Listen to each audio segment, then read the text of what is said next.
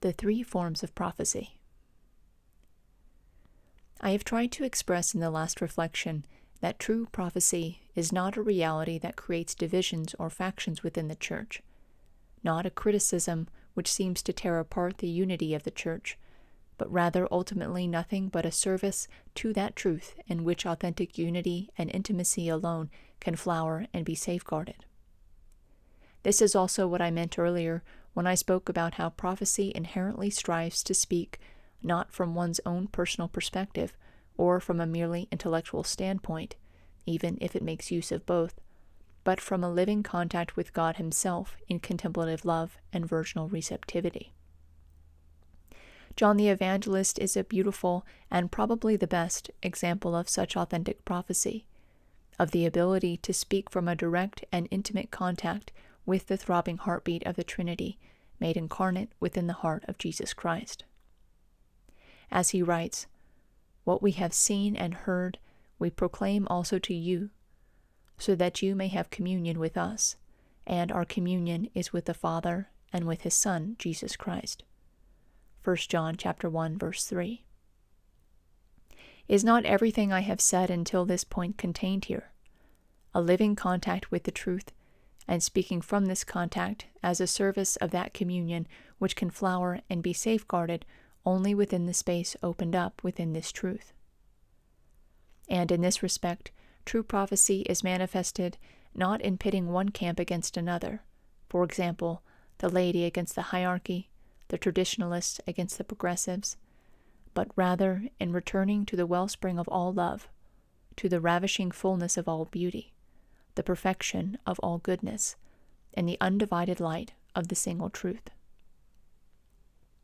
And thus a truly living prophecy brings together the three forms in which the prophetic office is made manifest within the life of the Church, and it spontaneously deepens and harmonizes all three, even if at times it must pass through conflict in order to do so. These three forms are as follows. 1. The prophetic office entrusted to the successors of the apostles, the Pope and the bishops in communion with him, and, in a secondary degree, the priests who are associated and co-workers with their bishops. 2.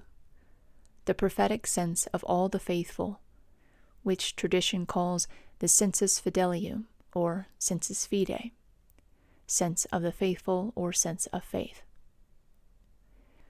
This refers to the way that those who have been baptized and are truly living the life of grace have a supernatural and intuitive awareness of what accords with the truth of God and what does not.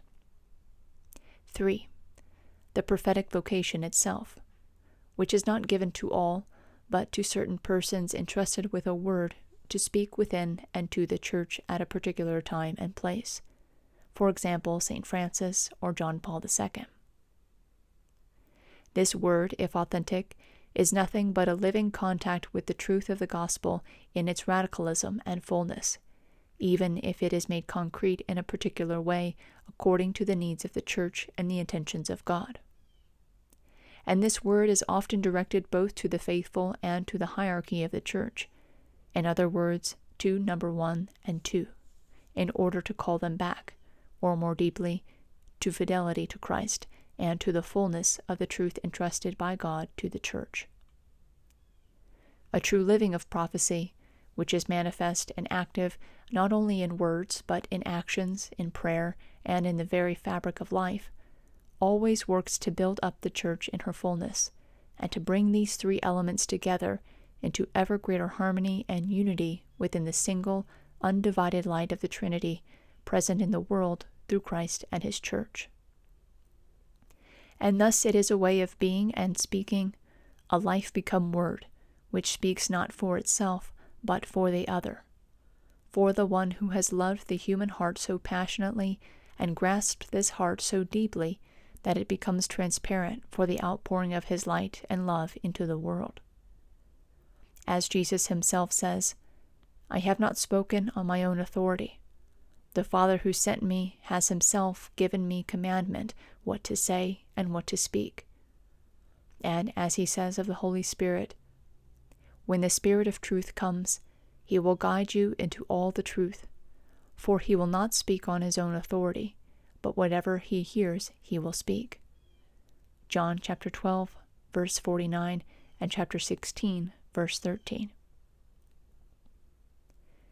The same is true for us. Do not be anxious how you are to speak or what you are to say, for what you are to say will be given to you in that hour. For it is not you who speak, but the Spirit of your Father speaking through you. Matthew chapter 10, verse 19.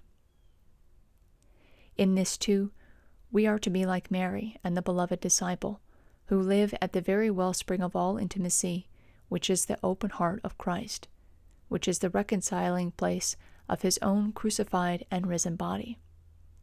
Thus we are to speak of that which was from the beginning, which we have heard, which we have seen with our eyes, which we have looked upon and touched with our hands, concerning the word of life. 1 John chapter 1, verse 1.